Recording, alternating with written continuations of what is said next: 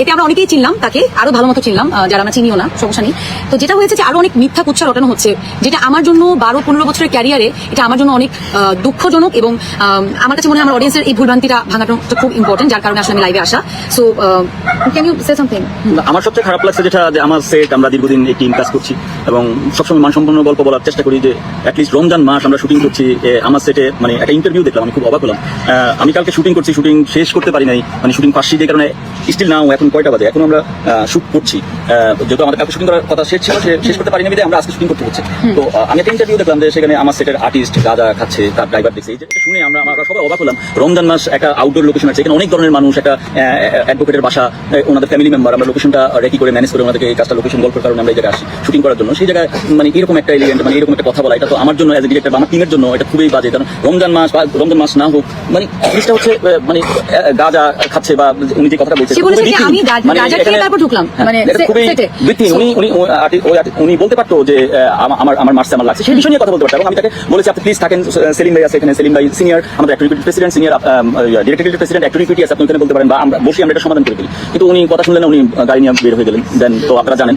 But আমার সবচেয়ে এখন খারাপ লাগছে যে আমার সেটা আর্টিস্ট গাঁজা খেয়ে মানে অ্যাক্টিং মানে করতে গেছে। এটা শোনার পরে আমরা সবাই আসলে অবাক হয়ে গেলাম যে এত রকম এটা একটা ব্যক্তিগত আক্রমণ বা কোন জায়গায় চলে গেছে আমি বুঝতে পারছি। এবং এটা আমাদের খুব খারাপ লাগছে, মানে এজ এ ডিরেক্টর আমার খুব খারাপ লাগছে যে আমার সেটে এই ধরনের ড্রাইভারের কথা শুনে সে এটা কেন মন্তব্য করবে? এটা সে কি তার আবার আউটডোরে একটা শুটিং, তারপর সেই ড্রাইভারের উপর চাপে দিল যে আমি ড্রাইভারের মুখে শুনছি। ড্রাইভারের মুখে শুনে পাবলিক প্লেসে কেন এই কথা? সেটাই আমরা এখানে আমার প্রত্যেকটা টিম মেম্বার আছে, সবাই আমরা একসাথে কাজ করছি।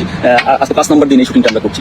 তো এই জায়গাটা আমারও মনে হয়েছে যে না, এটা নিয়ে কথা বলা এটা ক্লিয়ার করা একটা জিনিস আমি মেইনলি বলতে চাই। আমি আসলে আমার লাইফে কখনো লাইভে আসিনি, আমার কাছে মনে হয়েছে ইট হ্যাজ টু বি স্টপ। হ্যাঁ, সো আমি যেমন একটু আগে আমার ফেসবুকে ঢুকলাম, এন্ড আমার একটা বিষয় একটু বলার আছে যে আমি অবশ্যই আইনি পদক্ষেপ নিব এটার বিরুদ্ধে, যে এত বড় একটা মিথ্যা কথা তার ড্রাইভার যেহেতু দেখেছে, সো তার ড্রাইভার মানে আইনি পদক্ষেপের আগেও কিন্তু এটা মাথায় রাখতে হবে। আমাদের একটা সংগঠন আছে, আপনার যদি একটু ব্যথা লেগে থাকে, আমার এখানে কাটা, আমার পায়ে কেটে গেছে, আমরা 5 দিন ধরে শুটিং করছি, আমাদের অনেক অ্যাক্সিডেন্টলি আমাদের লেগে যেতে পারে। সো ব্যক্তিগত আক্রমণটা আপনি আমাকে করেছেন, যেটা আমার মনে হয় আমি যদি করতাম তাহলে আসলে আপনি আমার সেটেই থাকতেন না। আমার কাছে এটা মনে হয়েছে। আপনি আমাকে একটা কথা বললেন যে আপনি হঠাৎ করে আমাকে একটা যাওয়ার সময় কথা বলে গেছে, তোমার কি মনে আছে যে যাওয়ার সময় বলে গেছে তুমি আমাকে মারলা, আমি এখনই আমাকে হুমকি দিয়ে গেছে সে যে আমি সাংবাদিকদেরকে জানাবো, প্রেস কনফারেন্স করবো, সামথিং লাইক দ্যাট। সো তার এটা আসলে প্রি প্ল্যান ছিল। আর তাকে যদি আমি মারতাম, এসে প্রথম দিন কেন সেটা কন্টেন্ট করেনি? আমি তাকে মেরেছি for my character, for my story. So আমি যদি তাকে মারতাম, মানে আমি যদি তাকে ব্যক্তিগত আক্রমণই করতাম, সে কিন্তু প্রথম দিন আমার ডিরেক্টরকে বলতে পারতো, আমার ডিরেক্টর আমাকে বলতো, তখন আমরা জিনিসটা সলভ করতাম। সে সংগঠনকেও জানায়নি, কিন্তু সে ডিরেক্ট চলে গেছে লাইভে। সো উইচ ইজ নট মানে এটা পুরোপুরি কিন্তু ব্যক্তিগত আক্রমণ। আমার মনে হয় ব্যক্তিগত আক্রমণটা সে করেছে। সে একটা আরেকজন অ্যাক্টরের নাম নিচ্ছে, এগুলো নিয়ে আমি কোনো কথা বলতে চাই না, একদমই কথা বলতে চাই না। বাট আমি আরেকটা কথা বলতে চাই, আমি আইনি পদক্ষেপ নিব এটার জন্য। যে মিথ্যা কথাটা সে রটাচ্ছে, তার মনে হয়েছে আমরা চুপ আছি। এতগুলো মানুষ এখানে, এতগুলো মানুষকে আমি জোর করে, তারা বাধ্য না কিন্তু আমাকে নিয়ে কথা বলতে, বা এতগুলো মানুষ কিন্তু জোর করে এখানে দাঁড়াবে না আসলে। সো আমি এটা দেখার পর আমার কাছে আসলে খুব খারাপ লাগলো। আমি রিঙ্কু ভাইকে বললাম যে রিঙ্কু ভাই, it has to be stop now.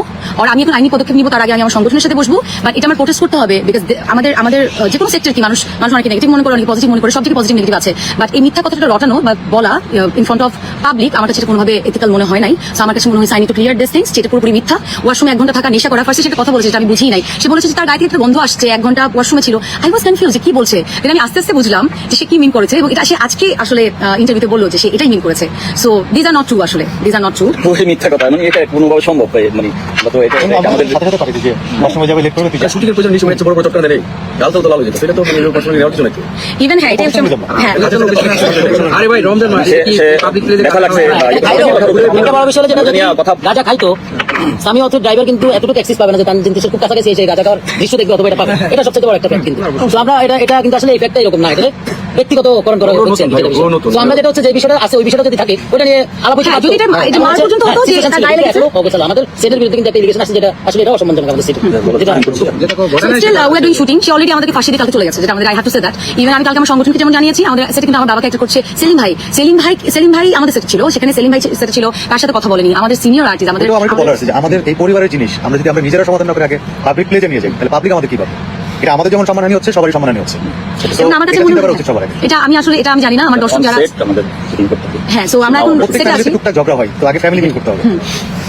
Even আমি যদি বলি ওই জায়গা থেকে, সো আসলে আর কিছু বলা নাই। আমরা এখন মানিকগঞ্জে শুটিং করছি, স্টিল আমাদের একটা সিন আছে, অনেক ইম্পর্টেন্ট ভাইটাল সিন। আমরা অলরেডি একদিন ফেসে গেছি। এই আর্টিস্ট আমাদের যে কোয়ার্টিস্ট চলে গেছে হঠাৎ করে। সো আমরা অলরেডি ক্ষতিগ্রস্ত এটার জন্য। আমরা তখনই ওখানে সলভ করতে পারতাম, যদি তার একটু থাপ্পড়টা একটু জোরে লেগে যায়, সে বললেই পারতো যে আমার এটা জোরে লাগছে, এটা কি।